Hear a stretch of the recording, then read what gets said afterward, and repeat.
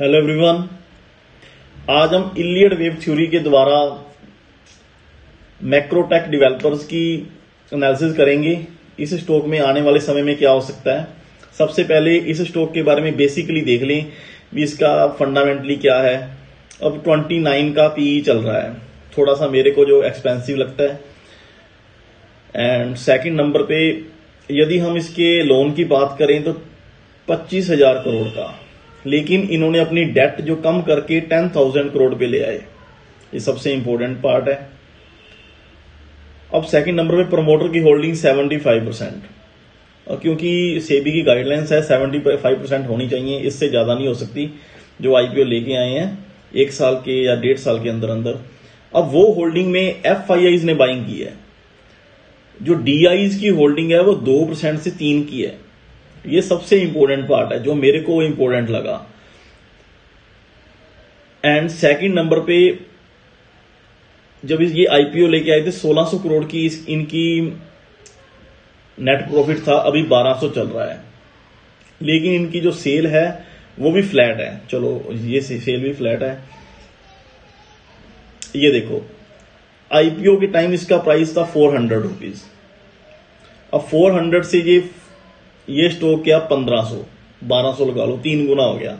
अब 3 गुना होने के बाद अब ये 3 गुना हुआ था 6 मंथ के अंदर अंदर। वहां से कम 15 to 16 मंथ हो गए। ये स्टॉक एक साइडवेज में है, 1500 का हाई लगा के आज 700-800 चल रहा है।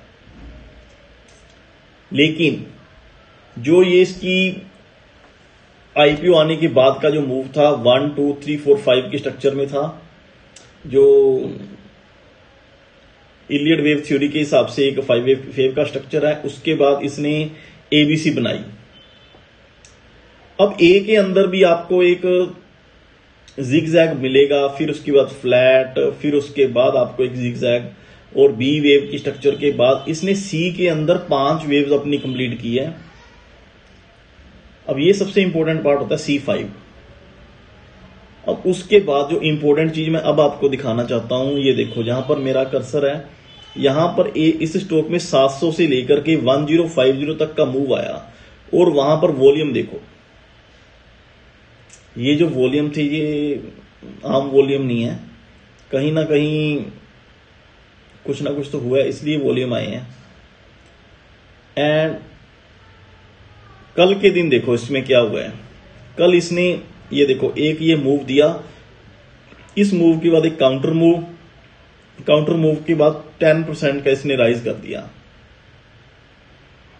अब यदि ये स्टॉक इस प्राइस के ऊपर जाएगा 1100 के ऊपर और सक्सेसफुली 1200 के ऊपर कंफर्म कर जाएगा, तो ये कहीं ना कहीं हो सकता है अपनी थर्ड वेव में एंटर कर जाए, क्योंकि ये अपने आप में एक कंप्लीट स्ट्रक्चर है। उसके बाद मैक्सिमम चांसेस तो ये ट्रेंड में जाएगा।